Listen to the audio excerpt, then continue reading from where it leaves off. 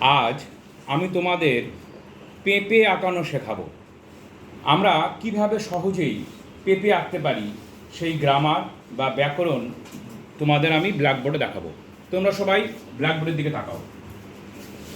প্রথমে তোমরা একটি ছোট গোল দেবে, তারপরে একটি বড় গোল দেবে। এবার এই গোল দুটোকে সাইড থেকে জয়েন করে দেবে এইভাবে এইভাবে।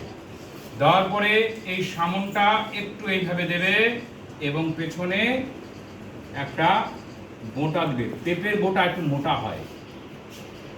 এটা হচ্ছে গ্রামার। এবার আমি এই দাগগুলো মুছে দেব, এই দাগগুলো মুছে দেব। তোমরা যখন আঁকবে তোমরা এই গ্রামার ফলো করে আঁকবে।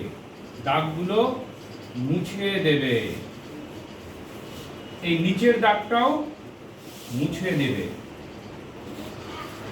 তারপরে ভেতরে এইভাবে দাগ দেবে, এই পাশে একটি, এই পাশে একটি এবং মাঝখানে একটি। এই গ্রামারটি পাশে তোমাদের আমি আবারও দেখাচ্ছি।